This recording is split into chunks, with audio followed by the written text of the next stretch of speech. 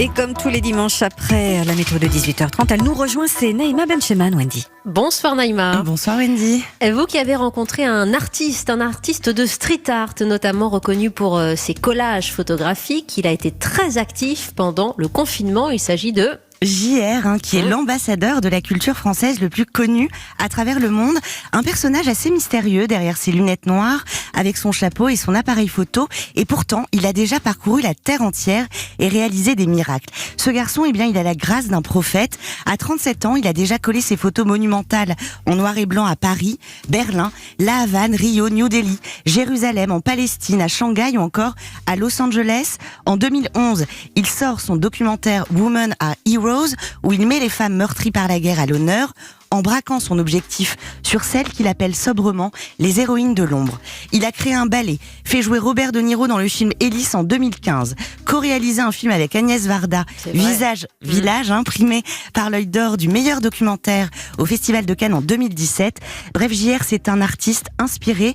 Il prône un art engageant, pas engagé, et c'est naturellement que la crise du Covid-19 lui a donné une nouvelle fois une idée, servir des repas pour les plus démunis à Paris avec son initiative Refettorio. Et la magie de l'art, ça marche. Refettorio, vous allez nous expliquer qu'a-t-il fait JR ? Il a livré 42 600 repas pendant le confinement. Vous imaginez 4 000 repas par jour, bravo, à Paris, avec des restaurants très prestigieux qui ont joué le jeu, et puis d'autres aussi, comme le Frenchy, le Chalet du Lac, le Molitor, le Crillon, le bistrot d'à côté. Parce que ces projets étaient gelés par le confinement, et donc il a mobilisé son équipe d'artistes pour être utile. Oui. Absolument, il a mobilisé tout son réseau de restaurateurs via Instagram notamment, et la générosité en marche, il nous l'explique.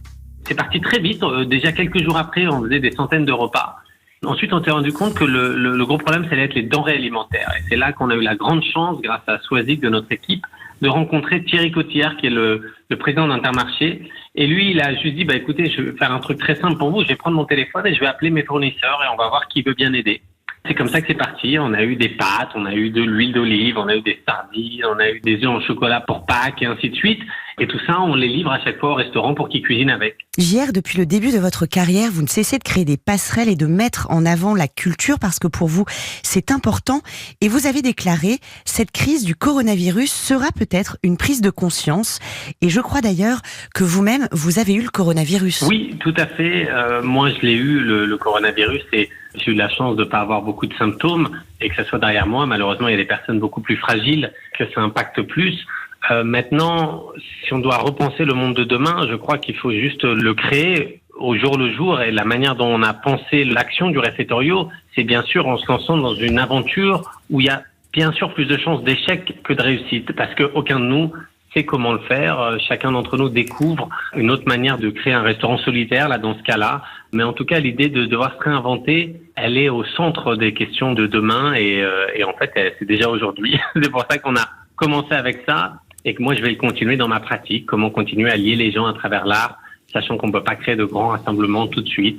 Voilà, moi je le vois comme un challenge. En tant qu'artiste, on est toujours limité par certaines contraintes. Alors on essaye toujours d'aller au-delà de ces contraintes, mais souvent elles sont bien présentes. Et donc je vois aussi ce moment qu'on vit dans le monde de la même manière. Vous avez fait récemment la couverture du Time Magazine parce que évidemment vous êtes un street artiste et vous pouvez pas vous empêcher de créer.